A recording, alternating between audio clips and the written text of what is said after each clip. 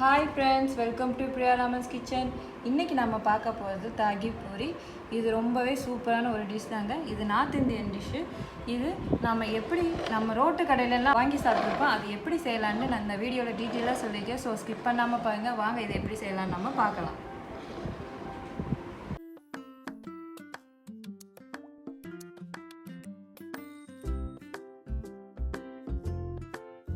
தாகி பூரிக்கு தயிர் ரெடி பண்ணிக்கலாம். ஒரு கப் தயிர், புளிக்காத மாதிரி எடுத்துக்கோங்க, ரொம்ப புளிக்க வேணாம். இதுக்கு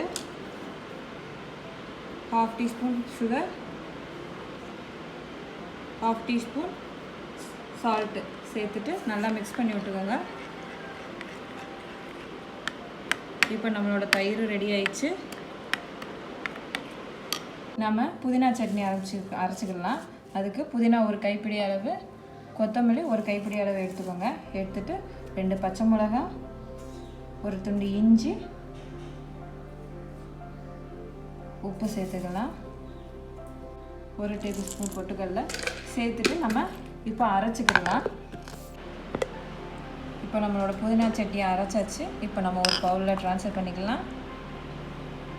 நம்மளோட புதினா சட்னி ரெடி. இப்போ நம்ம புளி சட்னி பண்ணிக்கலாம். புளி சட்னிக்கு புளியை 1/4 மணி நேரம் நல்லா ஊற வச்சுட்டு அதை கரைச்சி எடுத்துருக்கேன். அதுக்கப்புறம் 1/4 கப் வெல்லம்,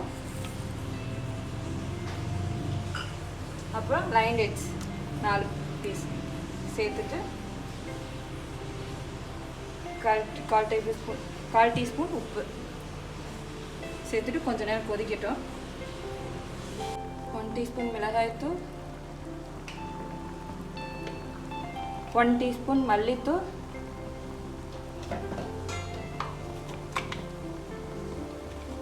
1/2 டீஸ்பூன் ஜீரகத்தூள் சேர்த்துட்டு நல்லா கொஞ்சம் நேரம் கொதிக்கட்டும்.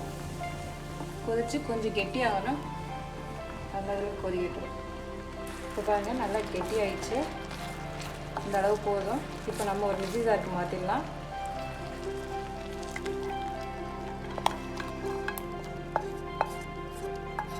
இது ஆறுனதுக்கப்புறம் அரைச்சிக்கிடுவோம். இப்போ புளி சட்னி அரைச்சாச்சு. இதை ஒரு பவுலுக்கு ட்ரான்ஸ்ஃபர் பண்ணிடலாம்.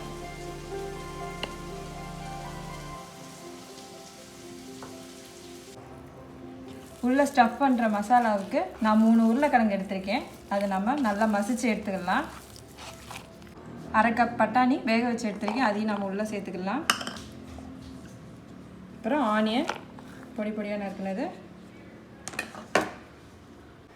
கொஞ்சமாக கொத்தமல்லி சேர்த்துக்கலாம். உப்பு 1/2 டீஸ்பூன் சேர்த்துக்கோங்க.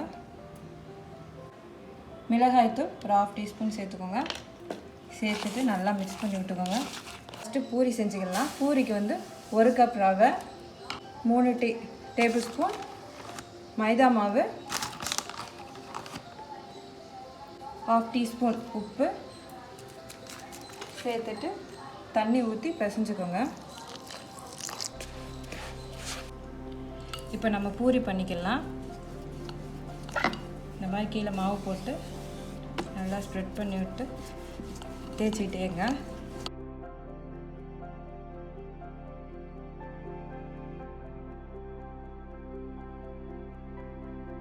இப்போ இந்த மாதிரி மூடி மாதிரி வச்சுக்கோங்க.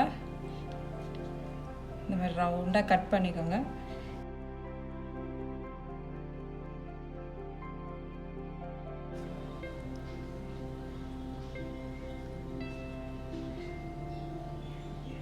பாருங்கள், சூப்பராக வந்திருக்கு. இந்த மாவில் திரும்பி நம்ம பண்ணிக்கலாம். மிச்சம் இருக்கிறதுல இந்த மாதிரி தின்னாக வரணும். இப்போ நம்ம பூரியை பொரிச்சு எடுத்துக்கலாம்.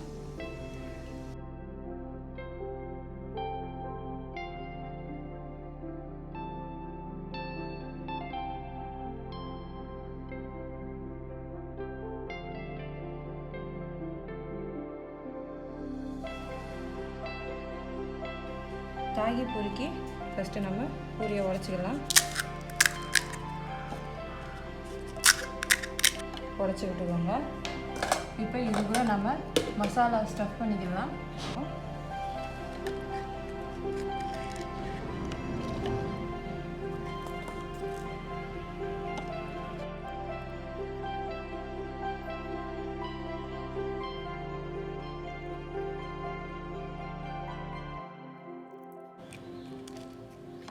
ஸ்டஃப் பண்ணிவிட்டு இப்போ இதில் கொஞ்சமாக புதினா சட்னி,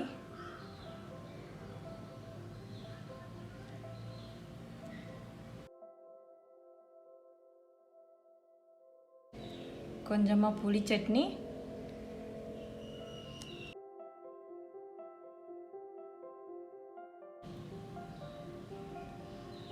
சேர்த்துட்டு இதுக்கு மேலே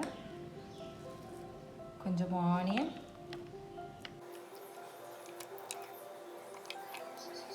இப்போ இது மேலே கொஞ்சமாக தயிர் சேர்த்துக்கலாம்.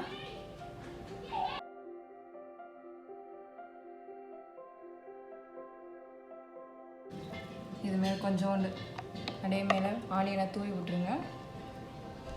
தூவி விட்டு நம்ம இது மேலே கொஞ்சோண்டு ஓமப்பொடி தூவி விட்டுடலாம். ஓமப்பொடி எப்படி பண்ணுறதுன்னு நான் மிக்சர் வீடியோ போட்டிருக்கேன், அதில் பண்ணியிருக்கேன், அதில் போய் பார்த்துக்கோங்க. இப்போ இது மேலே கொஞ்சமாக கொத்தமல்லி தூவிக்கலாம்.